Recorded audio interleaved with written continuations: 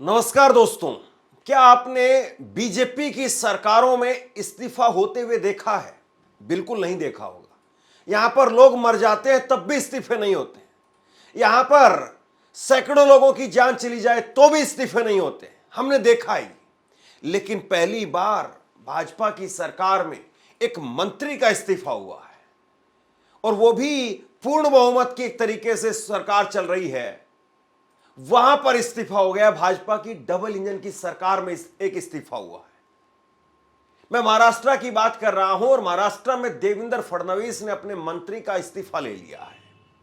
क्यों इस्तीफा हुआ है और इस्तीफा लेना कितना जरूरी हो गया था, और इस्तीफा लेने की पूरी पटकथा कैसे आधी रात को लिखी गई, और उसके बाद में मंत्री का पीए मुख्यमंत्री के बंगले, जिसका नाम है सागर बंगले पर, देवेंद्र फडणवीस के बंगले पर इस्तीफा लेकर के पहुंचता है। और उसके बाद में देवेंद्र फडणवीस मीडिया के कैमरों के सामने आकर के कहते हैं कि मैंने मंत्री का इस्तीफा ले लिया है और इस्तीफा स्वीकार कर लिया गया है, और अब आगे की कार्रवाई के लिए राज्यपाल के पास भेज दिया गया है। क्या मजबूरी रही होगी, जरा सोचे इस बात को। 1200 पन्ने की चार्जशीट निकल करके सामने आई तब भी इस्तीफा नहीं हुआ था, लेकिन एक फोटो निकल करके सामने आई और उसके बाद में इस्तीफा हो गया। यह है प्रेशर, यह है ताकत। अगर सबूत सामने नहीं आता तो इस्तीफा नहीं होता। 1200 पन्ने की चार्जशीट एक तरफ रखी रह जाती, अगर एक सीसीटीवी फुटेज वो लीक नहीं होता तो इस्तीफा नहीं होता। महाराष्ट्र के मंत्री श्री धनंजय मुंडे, इन्होंने अपने पद का इस्तीफा मुझे सौंपा। मैंने ये इस्तीफा स्वीकृत किया है और अगली कार्रवाई के लिए मैंने ये इस्तीफा राज्यपाल जी के पास भेज दिया है। अब जरा इस मामले को समझिए, ये आखिरकार पूरा मसला क्या है। ये खबर आप देखिए। सरपंच हत्याकांड, महाराष्ट्र के मंत्री धनंजय मुंडे का इस्तीफा। मर्डर का आरोपी उनका करीबी है। हत्या के दौरान पीटते हुए और शराब करते हुए तस्वीरें निकल करके सामने आई। अब जरा इन दो तस्वीरों को गौर से देखिए। इन दो तस्वीरों में वैसे तो दोनों तिलकधारी हैं, लेकिन जिसने गमछा डाला हुआ है यह है धनंजय मुंडे। धनंजय मुंडे देवेंद्र फडणवीस की सरकार के अंदर मंत्री हैं, और धनंजय मुंडे उनका करीबी है। ये बगल में खड़ा हुआ शख्स जिसका नाम है वाल्मीकि कराड़, और ये वाल्मीकि कराड़ एक तरीके से बिजनेस पार्टनर है धनंजय मुंडे का। धनंजय मुंडे के बिजनेस पार्टनर, उस पर आरोप है कि उसी के एक और साथी सुदर्शन घुले, इन्होंने एक सरपंच की हत्या कर दी जिसका नाम है संतोष देशमुख।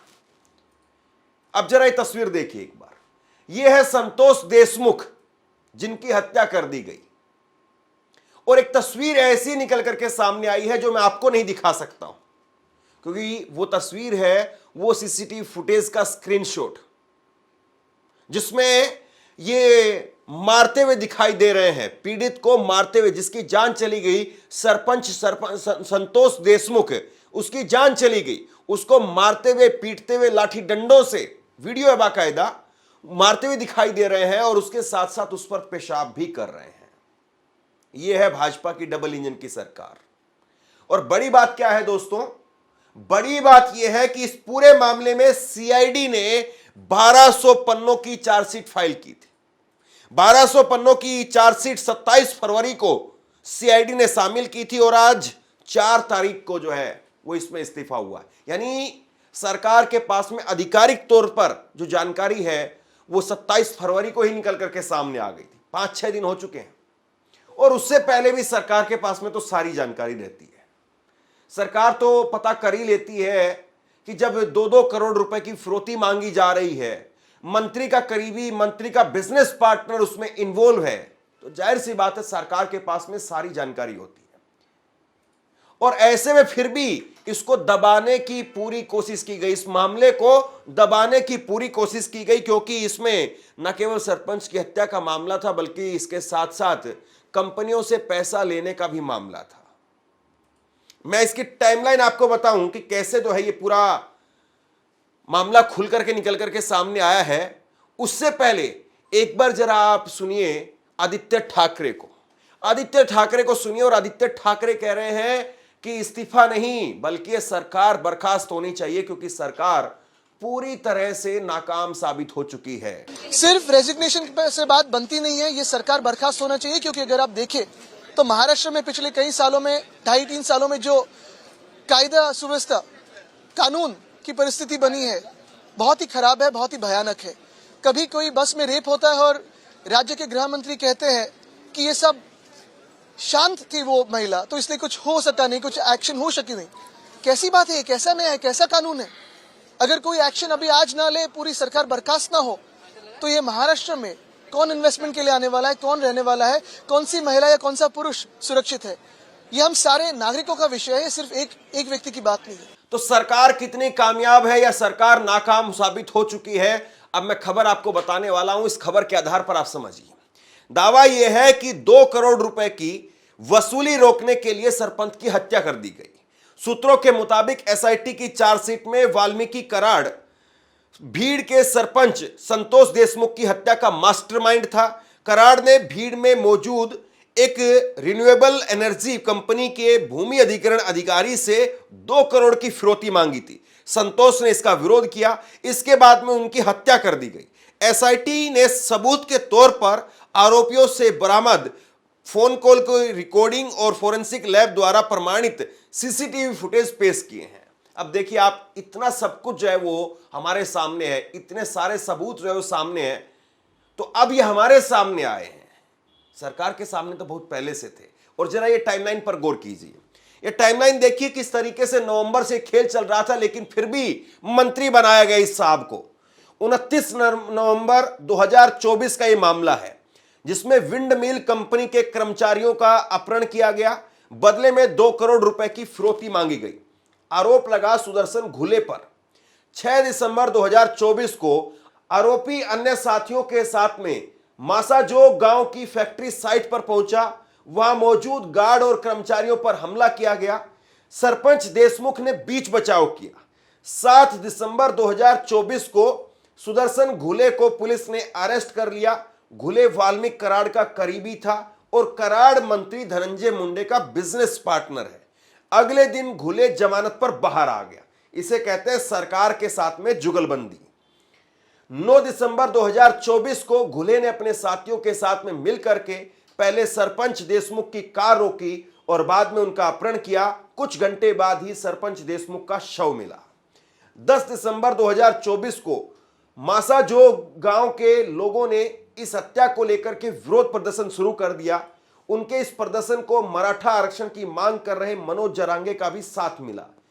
11 दिसंबर 2024 को पुलिस ने इस पूरे मामले को लेकर के मामला दर्ज किया और अपनी जांच शुरू कर दी। 31 दिसंबर 2024 को वाल्मीकि कराड़ और उनके 6 गुर्गों को महाराष्ट्र पुलिस ने मकोका के तहत गिरफ्तार कर लिया। अब देखिए जरा किस तरीके से पूरा मामला है। मतलब सीधे तौर पर यह लग रहा है, सीधे तौर पर यह टाइमलाइन बताती है कि अगर सरकार ने काम किया होता, पुलिस ने काम किया होता तो सरपंच संतोष देशमुख मारे नहीं जाते।